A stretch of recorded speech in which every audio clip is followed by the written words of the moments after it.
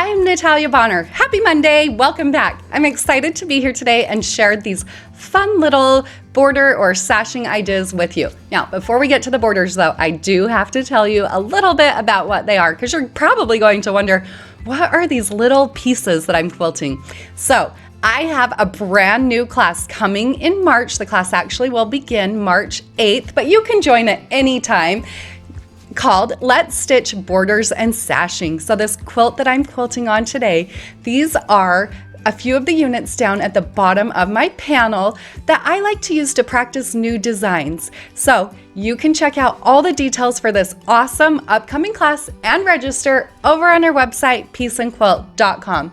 But for today, I hope you find just a little bit of inspiration from my machine quilting. Now, the tools that I'm using here today, of course I'm doing my quilting on my Gamble 22-inch machine. This is hand-guided quilting.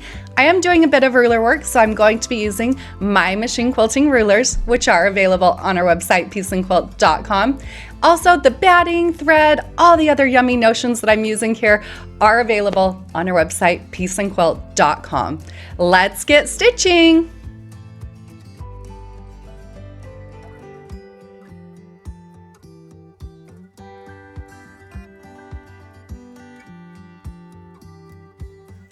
I'll start out this first border by starting in the corner. Now, if you were stitching out this design on a real quilt, like an actual border, you would start anywhere along the side generally. Because I'm quilting on a long arm, I'll start on the left side of the quilt as far down as my throat space will allow.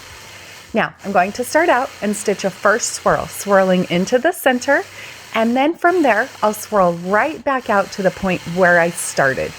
When I get to that point, back where I started, you'll notice that I'm going to stitch two small, playful feathers, one right over the other. Now, I am creating quite a bit of thread buildup here as I stitch out this design, but generally I would quilt using a matching thread color and a nice fine thread like I'm using here, so you wouldn't see as much buildup as you can see here. So once I stitch that swirl and those feathers, then I'm going to repeat that process, stitching another one of those, but this time you'll notice that I'm going to alternate the direction of the second swirl. I'll repeat that process, working my way all the way across my border design.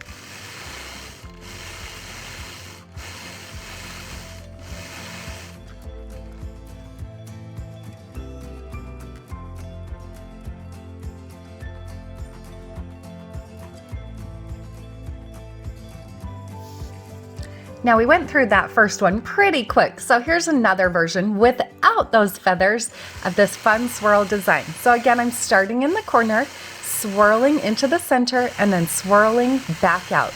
You'll notice here as I swirl back out, I'm swirling so that my lines kind of cross over each other. I think it creates a little bit more interest.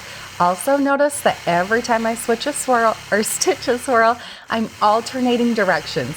Personally, I feel like that adds, again, a little more interest, and it makes it so that you can easily adapt and fill in those swirls wherever you need to. I hope you all found just a little bit of inspiration from today's fun little video, and I hope you'll join me in my upcoming class, Let's Stitch Borders and Sashing. Have a great day, everybody.